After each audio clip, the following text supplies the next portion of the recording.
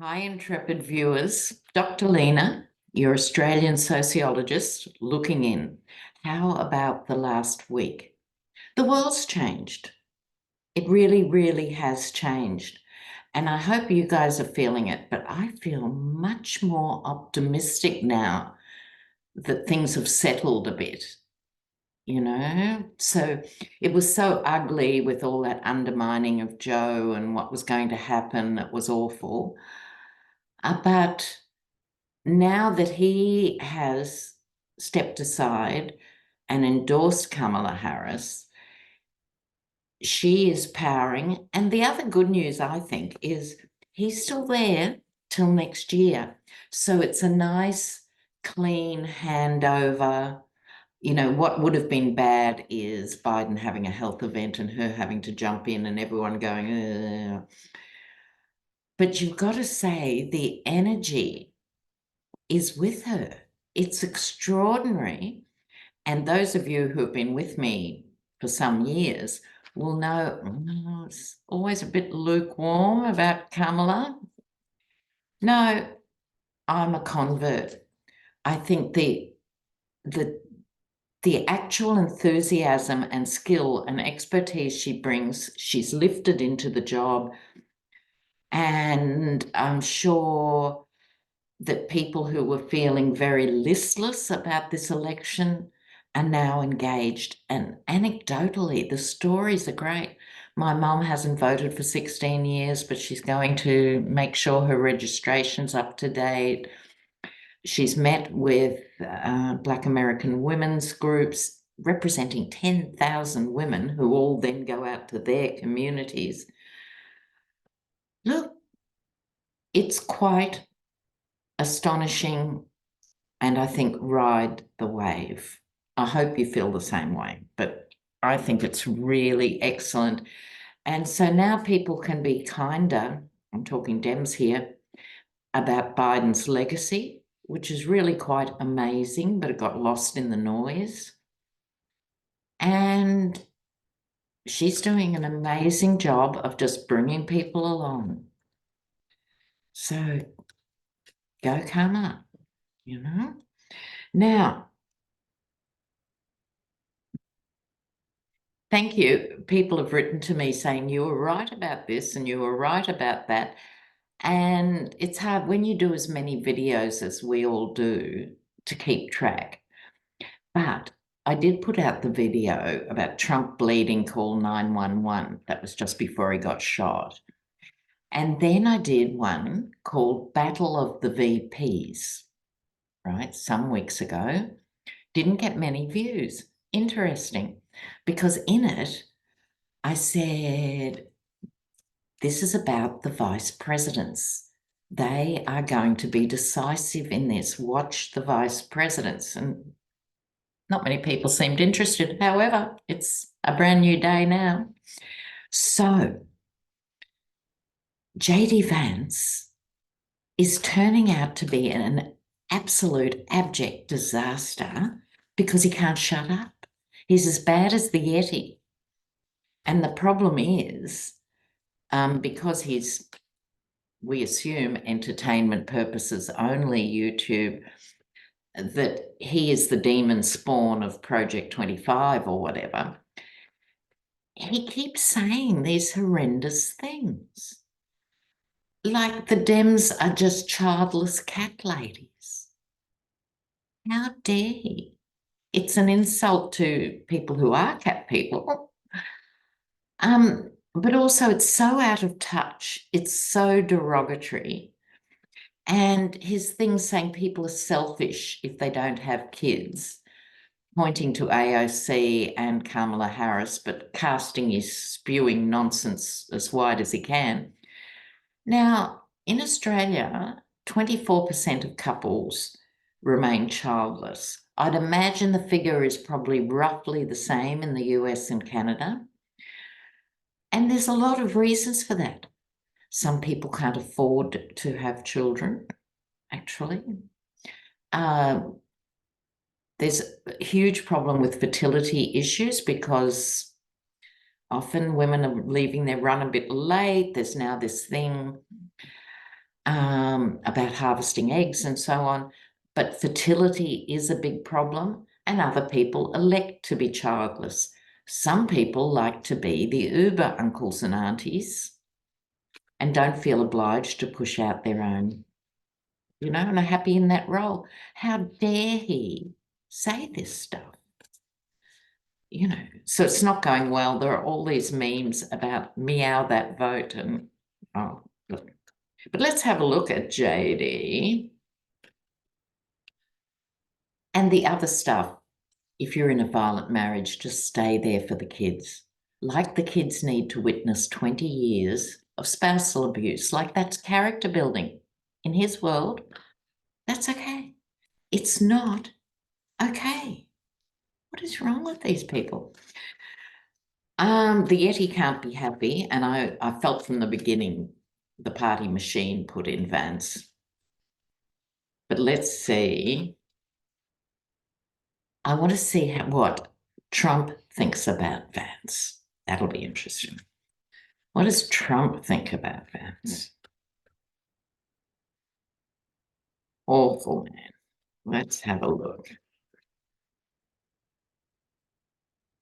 Trump and Vance. We know what he really thinks about Trump, which just highlights his hypocrisy. But let's look the other way round. Yeah.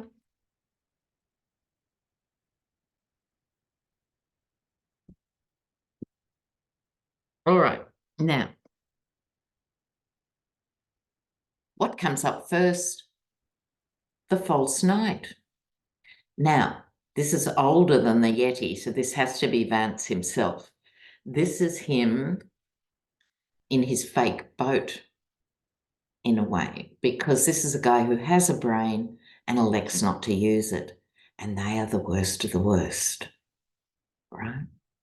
So that's him.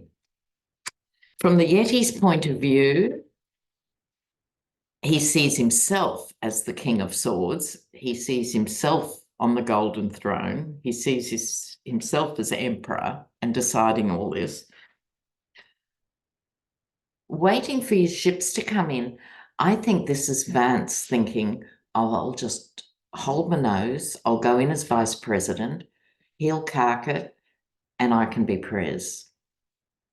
This is, I'm sure I'm not the first person to say that. I might have said it myself before. I don't think this is mysterious. I don't think for 1 minute he thinks the Yeti should be president of the United States. So this is Vance. Now, Trump,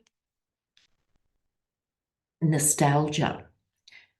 He liked it better in the good old days where he had Mike Pence, that experiment in AI very early on before they ironed out the wrinkles, Mr. Fly on the head. He liked it better then with that sort of persona. The Two of Cups, which has been, in this case, Trump thinks that JD Vance is a foreign species, almost. He's not used to being around people like JD Vance. But there's an attempt to work together to try and make the GOP look like it's a functioning party and not a sadistic circus, right? So they've got their work cut out for them. But judging from this, the Yeti's not happy. Right. Okay.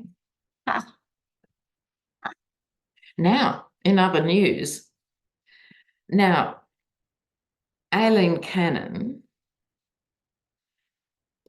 look, if I wasn't such a nice person, I'd say something quite awful about her, so I'll just take a moment. But may she rest in eternal shame. Let's have a look, because now it's talking, what's the term? There is talk of her being actually, I don't know what the word is, charged with, I suppose, judicial malpractice. She's been so out of line trying to close down the whole idea of a special prosecutor and all that stuff. So there is talk in legal land about judicial malpractice. And once again, tribute to Midas Touch. and others in a similar vein who have helped keep us all sane. Did you see Brian Tyler Cohen on Piers Morgan? If you don't know Piers Morgan, just be grateful. You don't need him in your brainscape, right? He's from the UK. He's a right-wing pundit.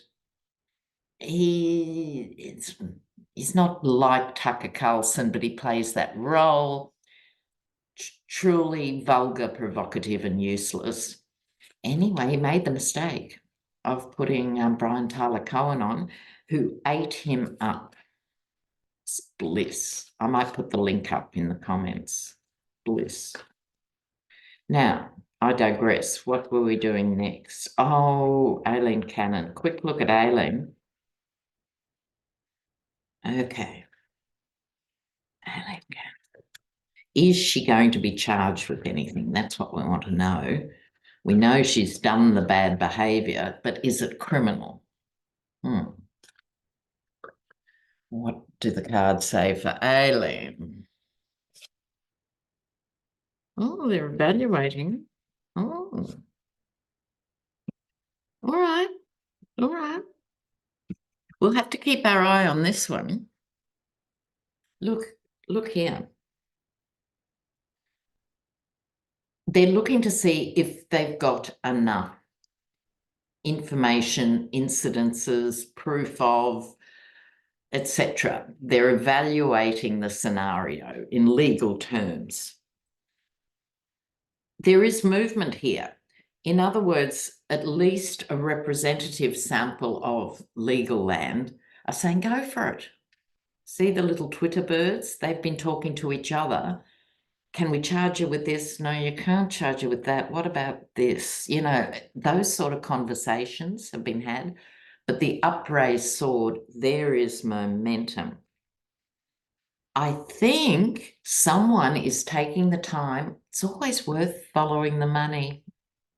On top of everything else she's done for, let's say, ideology, because she is a conservative, and personal gain, because she is a conservative. On top of that, this is financial gain. This is family financial gain. Am I right in saying her father's a dubious, let's say, a man of dubious repute, Colombia, but also there's something here about money. It's one thing to say, I will offer you this judgeship, you just make my case go away. It's old school corruption, okay? But if you add bribery to it or actual dollars and cents, which is what's going to bring down Alito and Thomas, there you have it. And they are strategizing. They are strategizing about this. Watch this space. Okay, that's cool. That is cool.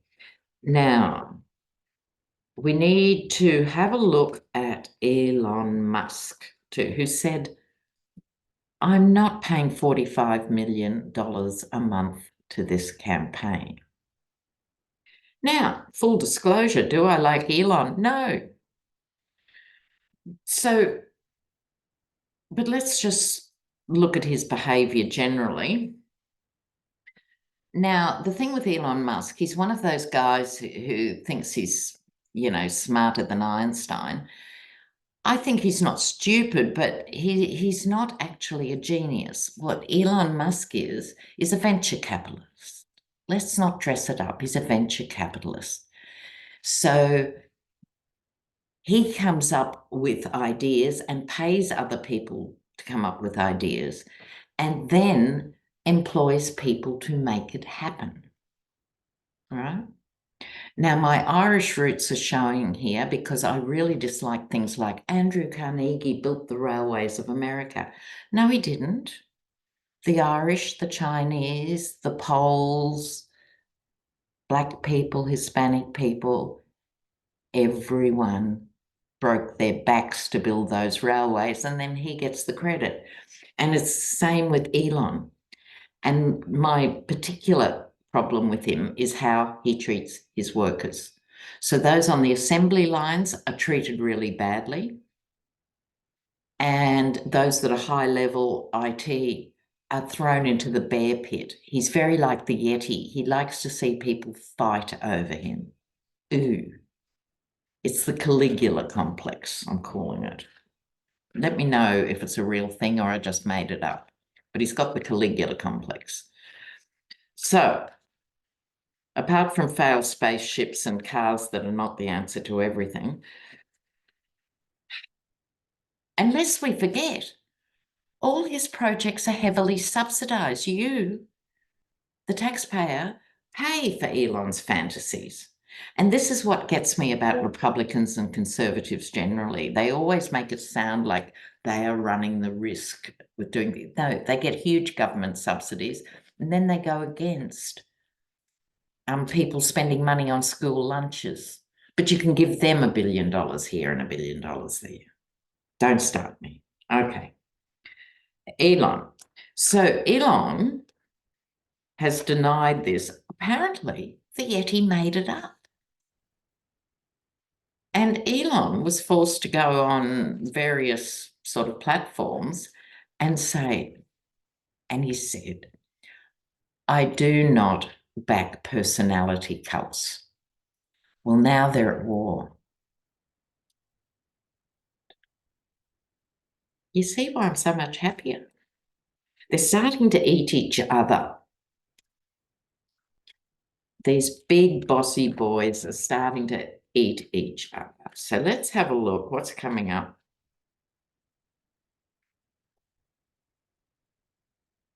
He also kept re-memeing that Paul Pelosi was hit in the head with a hammer by his gay lover. That was Musk sending that around. How low can you go? How low can you go? You'd have to put a depression in the ground to get underneath him. Okay. Elon, let's see. I'll do a 5-carder for him.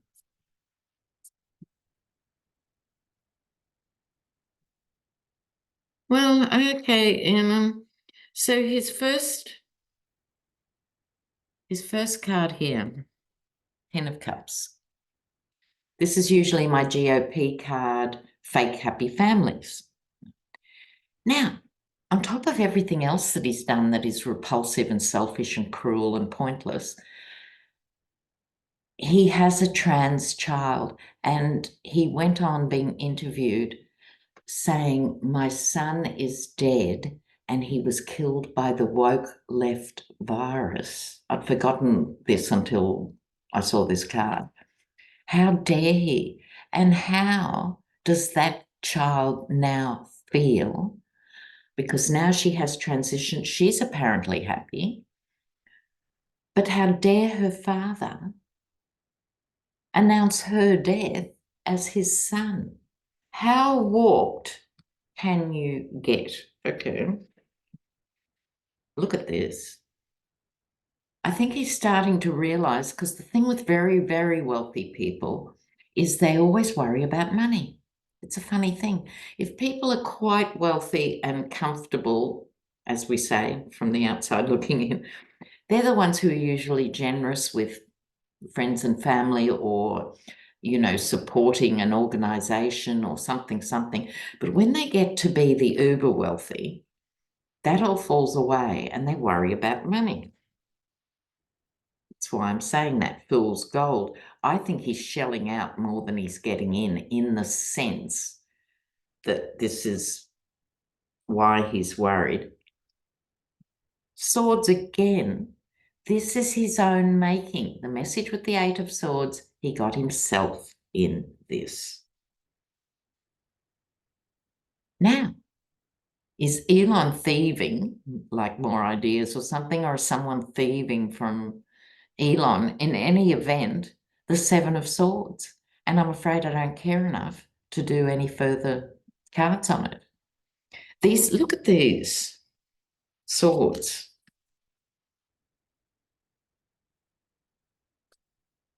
He needs his own astrologer and a divorce lawyer. Okay, so let's have a look here. I want to talk about the Alvin Bragg New York case, looking at Trump's sentencing in September, even if there's the ruling about partial immunity or whatever. So they've got a big fight on their hands trying to get this sentencing through. Let's have a look. Have a look.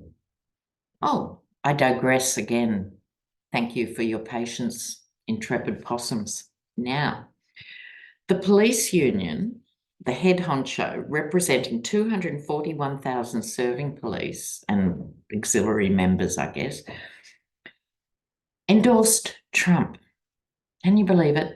And in that article, it said 149 police were sent to hospital related to January 6th and other things. Talk about not reflecting your members. We know there's a lot of right-wing nasties who make their way through these services. They're not,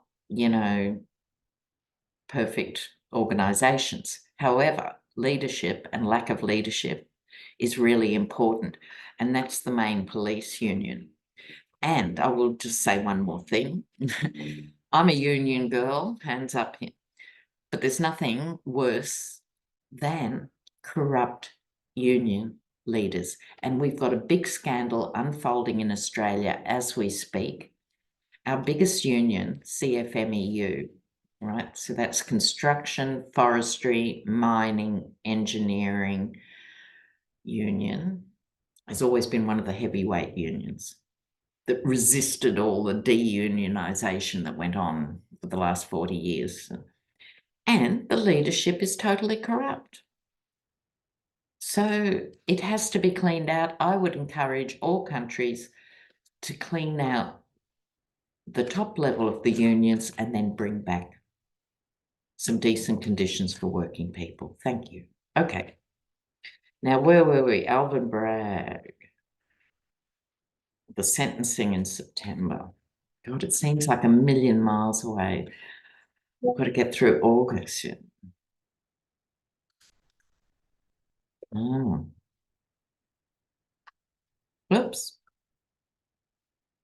Let's see what's happening with this case.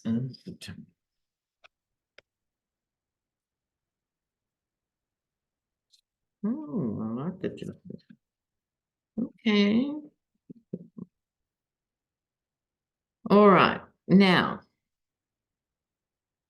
the cards are mixed, which should not be surprising. But here's coming to an agreement of some sort. Now, is it an agreement to go ahead with the sentencing between the prosecutors and the defence team? Or is it an agreement to not go ahead until after the election or something? Right. So there are those, let's say this is Letitia James. Here, look at these, Justice and Ray Sword.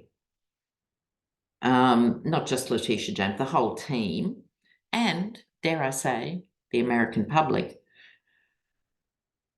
right, wants this to go ahead, but there's some compromise here that I don't like. When I look at this deal and I see the card of compromise, I'm thinking, I also got the King of Cups, which is the Biden card for me most times. So it's like, don't be surprised or disappointed if it doesn't go ahead. Would love to be wrong, right? I've had a good run lately, but I would love to be wrong about this. I'll be here going, I was wrong. Mwah, mwah. But I think it's going to be kicked down the road, But here's the good thing too. With Kamala, the prosecutor, coming on board next year, right? I think that bodes really well for big changes in the Supreme Court, because there's no point putting band-aids on this case and that case and that has to be dealt with because everything goes up to there, and that is where the nightmare is. And so her choice of AG will be very interesting too. But I think at the moment, we've got the Biden-Harris team. I think that's working well. She's having real cut through. And in this election, it's going to be really, really important for the women's vote, people of colour, the youth vote. I think there's more young people registering to vote than have in however many years. So let's go with this. And I think it's for everyone's higher good. And let's just wish her well. Also, I'm really praying that Joe stays in good condition till next year and can go out on a dignified high. I want to make one other thing clear too. I think I said in the Battle of the VPs video, don't be surprised if something happens to the Yeti between now and November. Do not be surprised. He would never voluntarily step aside, but he could be taken off for examination, you might say, or there are other options. So I wouldn't be surprised about that either. Anyway, guys, the next time I see you will be Saturday Night Live, 7 p.m. EST on Hogarth's channel. Okay, so we'll have a massive amount to talk about after this week. So just know, guys, I love you massive amounts. Take care and write to me in the comments. I'll put up that Brian Tyler Cohen clip. So good, so good. Okay, ciao. Bye.